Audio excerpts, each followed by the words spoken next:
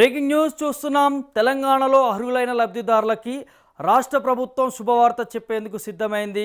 తొలి దశలో కొత్తగా 2,25,599 మందికి సామాజిక భద్రత పింఛన్లు మంజూరు చేసేందుకు ప్రభుత్వం కసరత్తు చేస్తున్నది.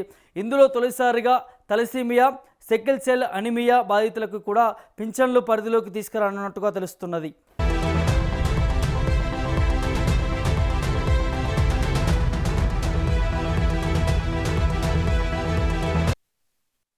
ముఖ్యమంత్రి రేవంత్ రెడ్డి ఆదేశాల మేరకు రాష్ట్ర ప్రభుత్వం కొత్త పింఛన్ల మంజూరుపై చర్యలు వేగవంతం చేసింది. ప్రస్తుతం వృద్ధులు, వితంతువులు, ఒంటరి మహిళలు, దివ్యాంగులు, చేనేత, గీత, బీడీ కార్మికులు, అదేవిధంగా హెచ్ఐవి, ఏఆర్టీ బాధితులకు సంబంధించి కూడా డయాలసిస్ రోగులతో పాటు తలసీమియా, సికిల్ సెల్ అనిమియాకు సంబంధించిన బాధితులకు కూడా ప్రభుత్వం పింఛన్లు అందేలా ఏర్పాట్లు జరుగుతున్నాయనేది తెలుస్తూ ఉన్నది.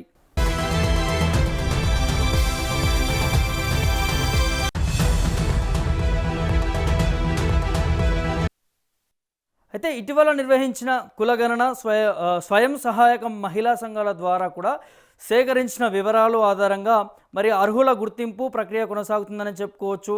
అయితే ఇప్పటికే తలసేమియా, సికిల్ సెల్మియాకు సంబంధించినటువంటి బాధితుల్లో 1,599 మందికి కూడా గుర్తింపు సంబంధిత ధృవీకరణ పత్రాలు కూడా జారీ చేసినట్లుగా తెలుస్తూ ఉంది అధికారులు. అయితే మరికొంతమంది కూడా దరఖాస్తు చేసుకునే అవకాశం ఉన్నట్టుగా తెలుస్తూ ఉన్నది.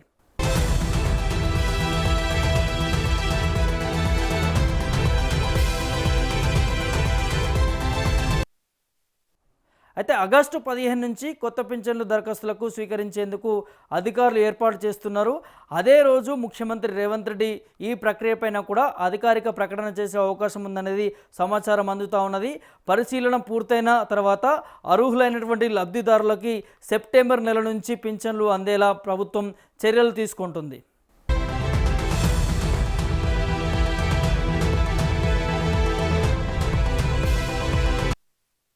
అయితే ప్రస్తుతం రాష్ట్రంలో 11 కేటగిరీల కింద 41 లక్షలకు పైగా కూడా మరి పింఛన్లు పొందుతున్నారు.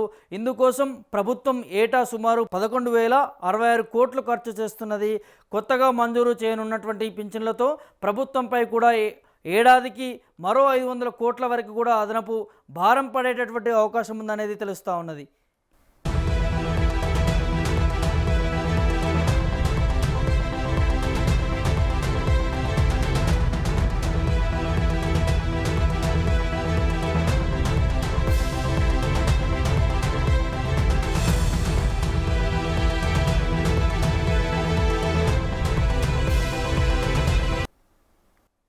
మరికా కొత్త పింఛన్లకు సంబంధించి కూడా ఇదే అంశానికి సంబంధించి మా ప్రతినిధి ప్రభాకర్ని అడిగి తెలుసుకునే ప్రయత్నం చేద్దాం. రైట్ ప్రభాకర్, అయితే తెలంగాణలో అర్హులైనటువంటి లబ్ధిదారులకి రాష్ట్ర ప్రభుత్వం శుభవార్త చెప్పేందుకు సిద్ధమైనట్టుగా తెలుస్తూ ఉన్నది. అయితే ఇందులో తొలి దశలో కూడా కొత్తగా 2,25,599 మందికి, అంటే దాదాపు 2,25,000కు సంబంధించి కూడా సామాజిక భద్రత పింఛన్లను కూడా మంజూరు చేసేందుకు రాష్ట్ర ప్రభుత్వం కసరత్తు చేస్తున్నట్టుగా తెలుస్తూ ఉన్నది ప్రభాకర్.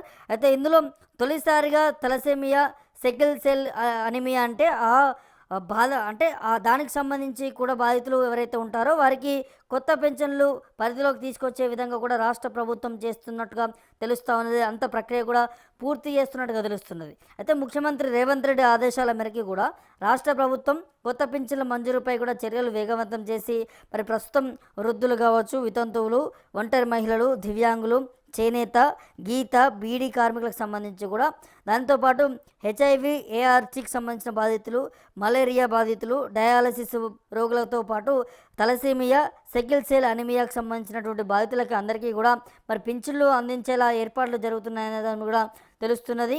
అయితే ఇటీవల నిర్వహించినటువంటి కులగణన స్వయం సహాయక మహిళా సంఘాలకు సంబంధించి కూడా మరి సేకరణలు వారి ద్వారా కూడా వీటికి సంబంధించినటువంటి సేకరించిన వివరాలు ఏవైతే ఉంటాయో వాటి ఆధారంగా అర్హులను గుర్తించి దానికి సంబంధించినటువంటి ప్రక్రియ కూడా కొనసాగుతుంది అన్న దాని మీద కూడా తెలుస్తున్నది.